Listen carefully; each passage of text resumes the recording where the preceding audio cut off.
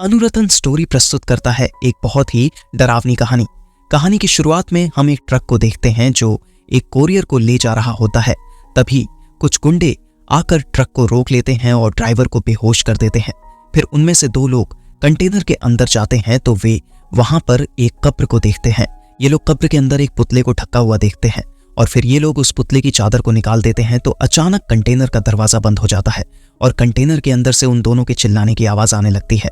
तभी बाहर से उनका एक साथी कंटेनर के दरवाजे को खोलता है तो वह अपने दोस्तों को मरा हुआ पाता है, जिससे वह बिल्कुल डर जाता है। इतने में ट्रक ड्राइवर को होश आ जाता है और वह उस गुंडे को देखता है जो अपने आप ही मर जाता है। तभी ड्राइवर एक पुतले को देखता है जिससे डरकर वह भागने लगता है, लेकिन तभी पीछे से एक गाड़ी आकर उसे टक्कर मार देती है और वह वहीं पर मर जाता है।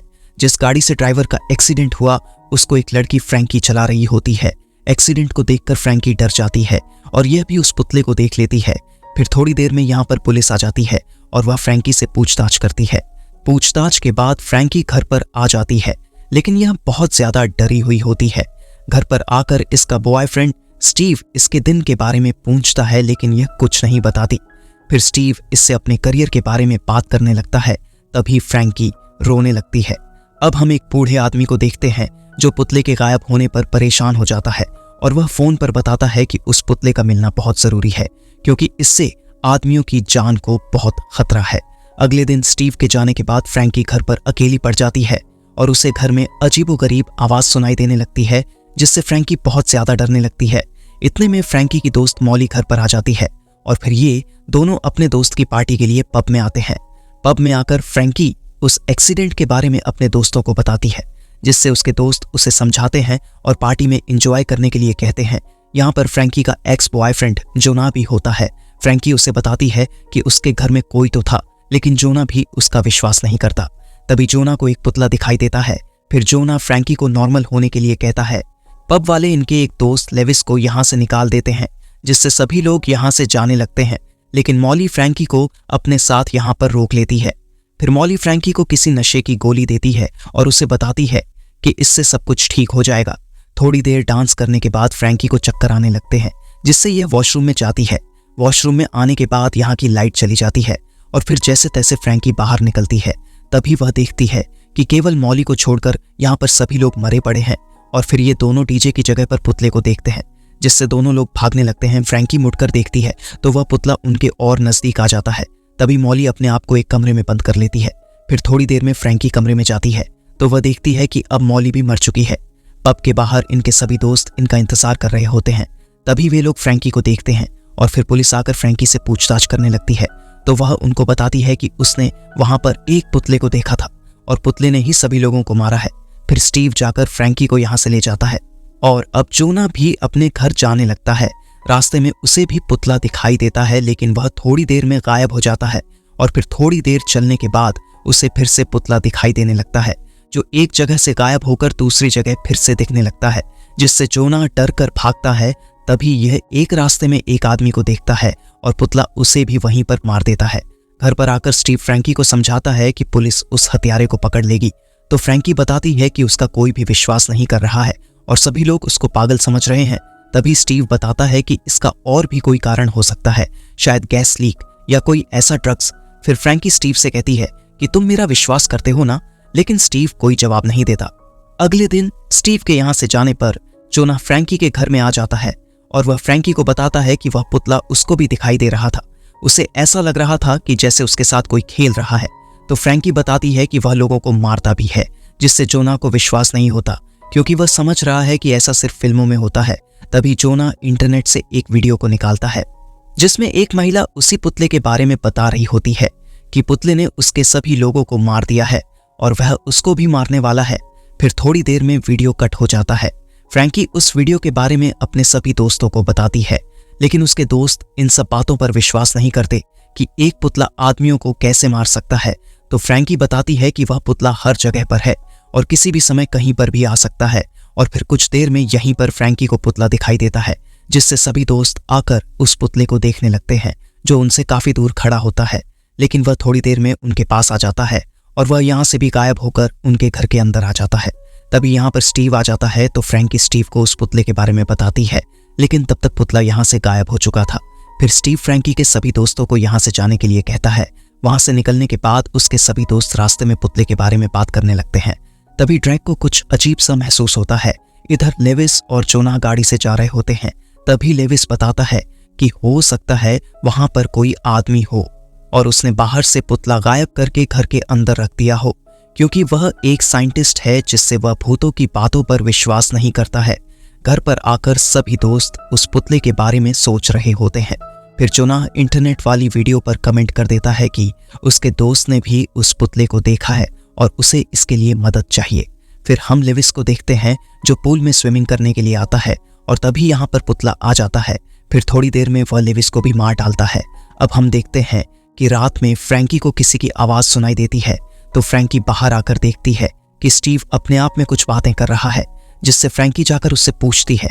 तो स्टीव बताता है कि उसने एक बुरे सपने को देखा है जिसमें फ्रैंकी उसको छोड़कर किसी दूसरे के साथ रहने लगी है, जिससे उसने फ्रैंकी को मारकर उसके टुकड़े टुकड़े कर डाले हैं।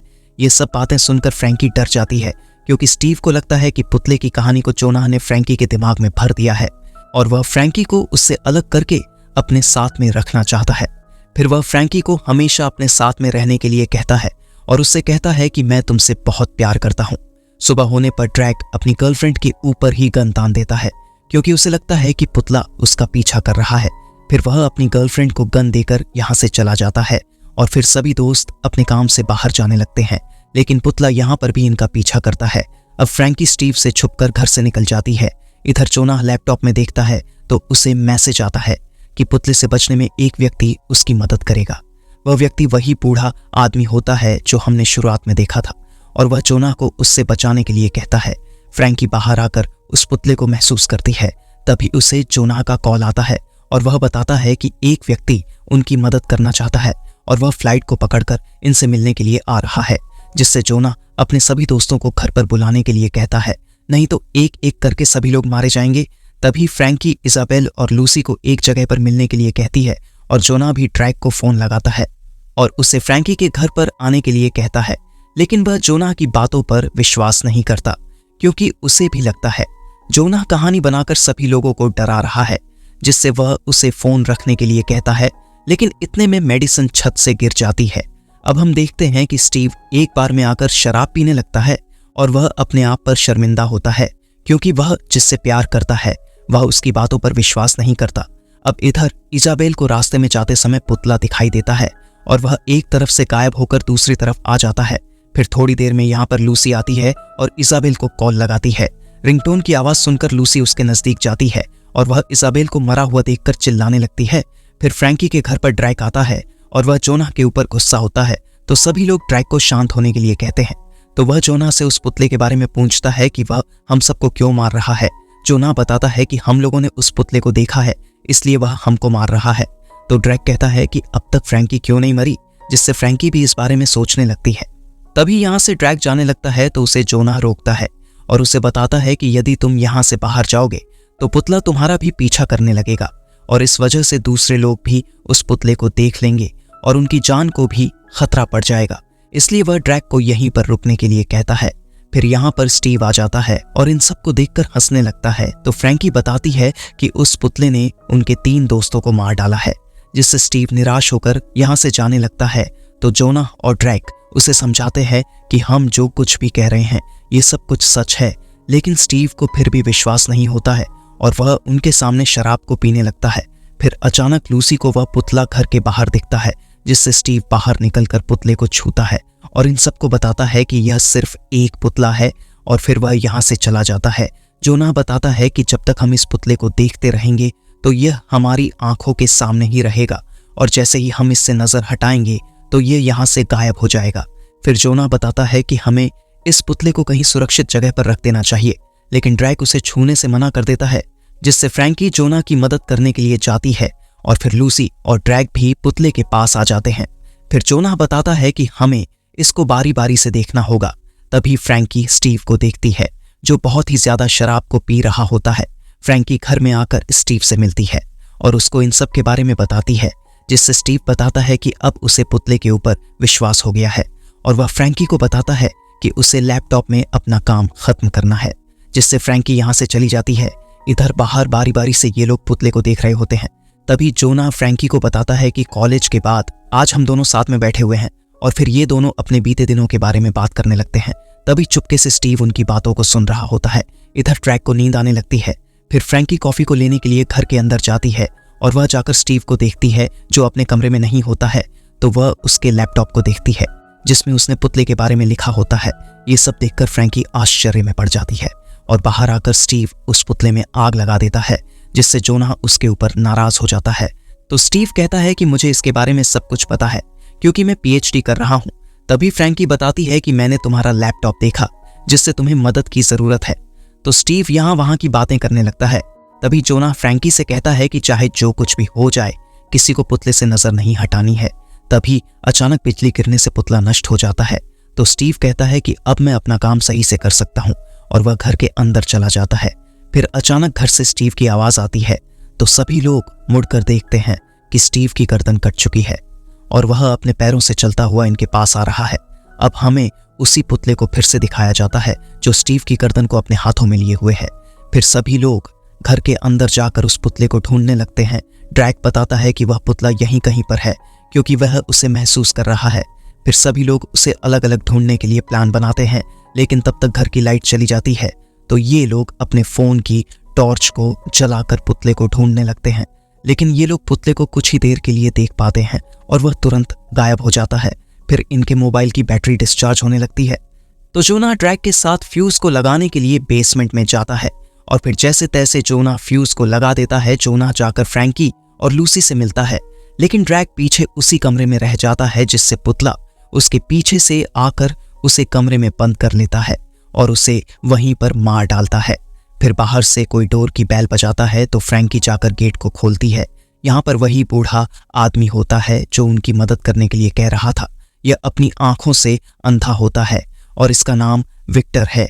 जोना उससे खूनी पुतले के बारे में पूछता है तो विक्टर बताता है कि वह उस पुतले को रोक सकता है क्योंकि उसने उसे पहले भी रोका था, और बताता है कि वह उस पुतले से पिछले 30 सालों से परेशान है क्योंकि सबसे पहले उसकी बेटी ने उसे देखा था, फिर उसकी पत्नी ने, और फिर उसके सभी रिश्तेदारों ने, और धीरे धीरे उसके दोस्तों ने भी, और उन सब का भी यही हर्ष हुआ। विक्टर उसको देख नहीं सकता, इसी वजह से वह बचा हुआ है, लेकिन वह उसको महसूस कर सकता है। फिर वह बताता है कि वह पिछले हफ्ते एक ट्रक से उसे दफन करने के लिए भेज रहा था ताकि उसके परिवार जैसे कोई भी परिवार भयंकर मौत से न मरे, और बताता कि यह पुतले के कहर से लोगों को बचा के रहेगा। फिर जोना उससे पूछता है कि पुतले को पकड़ने की शुरुआत हम कब से करें। तो विक्टर बताता है कि जब से वो पुतला हमारे सामने आएगा। फिर जोना कुछ पीने के लिए अंदर चला जाता है और लूसी भी आकर विक्टर से पूछती है कि तुम्हारी बेटी का नाम क्या था। तो विक्टर अपनी बेटी का नाम मेडेलिन बताता है और उसे ये लोग प्यार से मैडी कहते थे। इतने में इधर फ्रैंकी को बाहर पुतला दिखाई देता है, जिससे जोना विक्टर को बुलाने के लिए जाता है, लेकिन तब तक विक्टर लूसी को मार डालता है और फिर यह जोना की भी गर्दन दबा देता है। फ्रैंकी जोना को बुलाती है, लेकिन विक्टर आकर उसे पुतले की तरफ देखने के लिए कहता है। तभी फ्रैंकी को शीशे में विक्टर के हाथ में चाकू दिखाई देती है, तो यह उससे बचकर भागने लगती है। तभी विक्टर बताता है कि पुतले को देखने वाली सिर्फ तुम हो, इसलिए तुम्हें भी मरना होगा और फिर पुतला हमेशा हमेशा के लिए गायब हो जाएगा। लेकिन फ्रैंकी पुतले और विक्टर से बचकर अपने रूम में आ जाती है और इधर भी विक्टर गेट को खोलकर अंदर आ जाता है और दूसरी तरफ से पुतला भी आ जाता है। तभी खून की बूंद गिरने की आवाज को विक्टर सुन लेता है, जिससे वह उसे मारने लगता है, लेकिन फ्रैंकी उसकी चाकू को फेंक देती है तो यह उसकी गर्दन दबाने लगता है। तभी पीछे से जोना आ जाता है और वह विक्टर को मार देता है। फिर फ्रैंकी के पीछे पुतला आ जाता है, लेकिन जोना उसको देखने लगता है और फिर ये लोग गेट को बंद करके हॉस्पिटल जाने लगते हैं। लेकिन घर से निकलते ही जोना जमीन पर गिर जाता है क्योंकि उसका काफी खून निकल चुका था, जिस वजह से वह चल नहीं पाता। तभी फ्रैंकी उसे आंख खोलने के लिए कहती है और वह एम्बुलेंस को फोन लगाती है, लेकिन जोना बेहोश हो जाता है। फिर गुस्से में फ्रैंकी घर के अंदर जाती है और वह पुतले को ढूंढने लगती है। तभी कमरे में आकर उसे पुतला मिल जाता है और वह पुतले की तरफ देखने लगती है। फिर यह अपनी नजर हटाती है, लेकिन पुतला वहां से गायब नहीं होता क्योंकि पुतला अब आईने के सामने खड़ा हुआ है, जिसकी वजह से वह अपने आप को ही देख रहा है, इसलिए यह गायब नहीं होता। अब हम कुछ दिनों के बाद फ्रैंकी को देखते हैं जो बहुत उदास होती है। फिर यहाँ पर जोना आ जाता है और वह फ्रैंकी को समझाता है कि मुझे भी अपने दोस्तों की याद आती है। तभी जोना फ्रैंकी से पुतले के बारे में पूछता है। अब हम एक कोरियर कंपनी में एक बड़े से बॉक्स को देखते हैं, लेकिन रास्ते में ले जाते समय वह बॉक्स यहाँ के वर्करों से गिर जाता है, जिससे ये लोग पुतले को देख लेते हैं। तभी अचानक से वह पुतला गायब हो जाता है और फिर ये लोग पुतले को ढूंढने लगते हैं और अब फिर से पुतला आजाद होकर लोगों को मारने लगता है। हम आशा करते हैं कि आप लोगों को यह कहानी पसंद आई होगी, और यदि आप लोगों को यह कहानी पसंद आई है तो वीडियो को लाइक करें और ऐसे ही नई कहानियों के लिए चैनल को सब्सक्राइब करें।